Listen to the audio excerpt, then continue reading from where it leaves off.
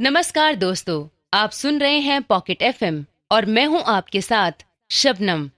मैं आपको सुना रही हूं कनिष्क कुमार का लिखा उपन्यास खौफनाक रास्ता, जिसमें अभी तक आपने जाना देहरादून के कुछ दोस्तों ने पाषाण गुफा जाने का प्लान बनाया था। रास्ते में उनके साथ कई भयानक हादसे हुए, जिनसे निपटते हुए वे एक होटल में पहुंच जाते हैं। लेकिन होटल में भी उनके साथ कुछ बहुत ही खतरनाक हादसे होते हैं, जिनमें एक दोस्त की जान जाते जाते बचती है। आइए अब आपको सुनाती हूँ आगे की कहानी। जब बहुत सारे भूतों ने सारे दोस्तों को घेर लिया तो वे भगवान से हाथ जोड़कर प्रार्थना करने लगे। जिस रास्ते से राज ने गाड़ी पाषाण गुफा के रास्ते के लिए मोड़ी थी, उस रास्ते पर एक साधु बाबा अपने 3 शिष्यों के साथ भरी बारिश में कहीं जा रहे थे। एक शिष्य ने बहुत बड़ा छाता पकड़ रखा था, जिससे वो तीनों बारिश से बचते हुए आगे बढ़ रहे थे। तभी बाबा बोले, रुको बच्चों, हमें कुछ आभास हो रहा है, लगता है कोई खतरे में है। फिर उन्होंने अपनी आंखें बंद करी और बोले, उस भूतिया खौफनाक रास्ते में कुछ बच्चे एक भूतिया खंडर होटल में फंसे हुए हैं। हमें उनकी सहायता के लिए जाना होगा। जी गुरुजी, एक शिष्य ने कहा। फिर वे सभी एक दिव्य शक्ति के द्वारा वहां से गायब हो गए। राज कार स्टार्ट करने की लगातार कोशिश कर रहा था, पर ये तो भूतों की वजह से स्टार्ट नहीं हो पा रही थी। उनकी कार को उन्होंने घेर रखा था।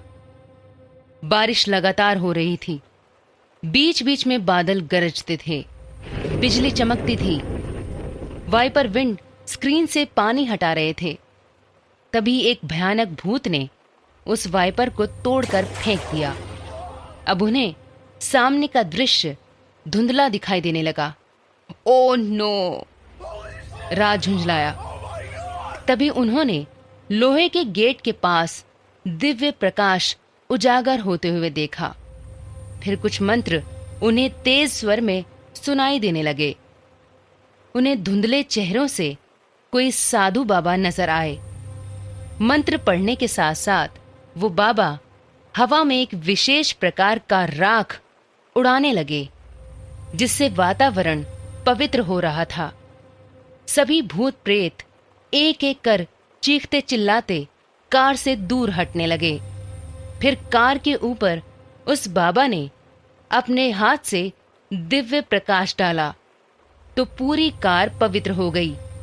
जो खून के निशान थे सब मिट गए, यहां तक कि वाइपर फिर से जुड़कर काम करने लगा।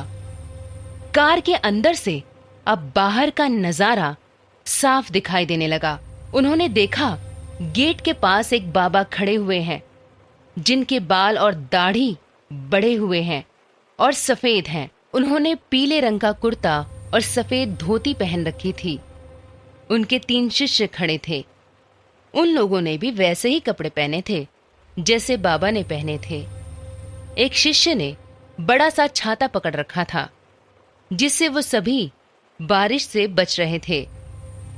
फिर गेट के पास से भूतिया वॉचमैन निकला तो बाबा ने एक मंत्र पढ़कर उस पर विभूति फेंक दी।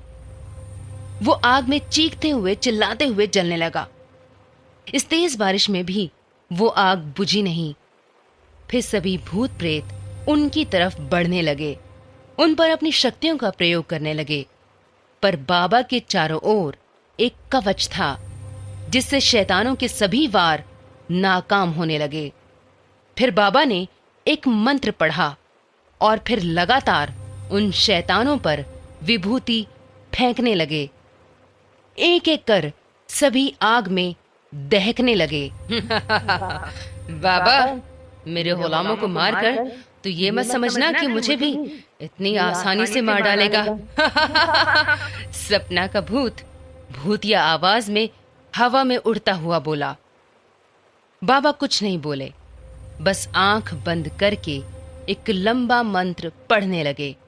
फिर उन्होंने उंगली सपना के भूत की तरफ कर दी।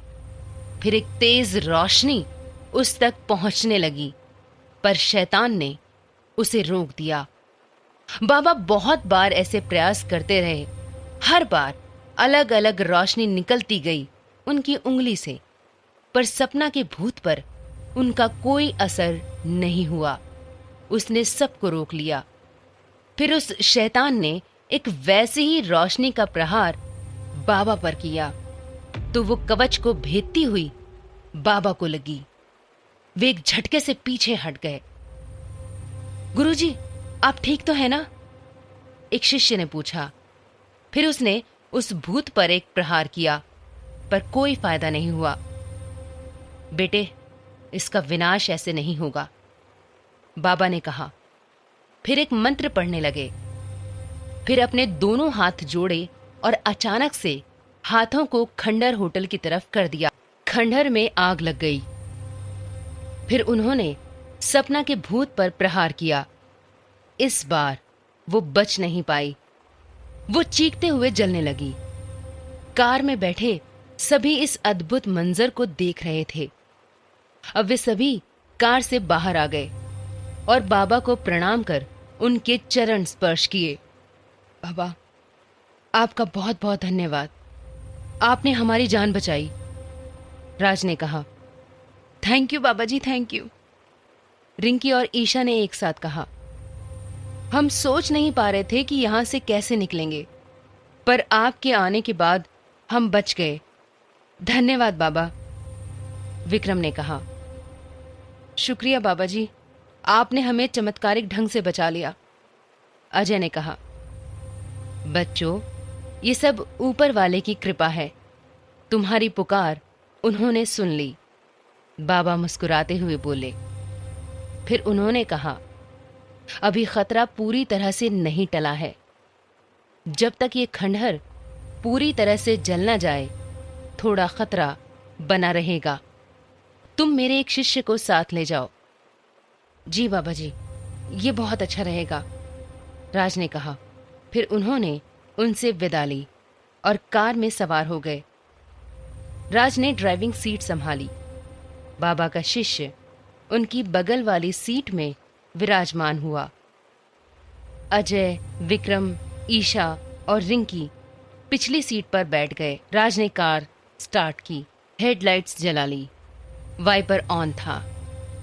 कार के अंदर हनुमान चालीसा चल रही थी। फिर राज ने कार को गति दे दी। अब वे उस खंडहर होटल से बाहर निकलकर देहरादून शहर की तरफ वापस जाने लगे। वो खंडहर धूं-धूं कर जल रहा था। बारिश हो रही थी, लेकिन फिर भी आग बुझ नहीं रही थी। फिर बाबा और उनके दोनों शिष्य वहां से गायब हो गए। कार उस तेज बारिश में सन्नाटे को चीरती हुई आगे बढ़ रही थी। उसके हेडलाइट्स सड़क के साथ साथ आजू बाजू के पेड़ पौधों पर भी पड़ रही थी। वाइपर अपनी पूरी गति से विंडस्क्रीन से पानी हटा रहा था। तभी कार राज के नियंत्रण से बाहर हो गई, पर उस शिष्य ने इसे फिर से नियंत्रण में ला दिया।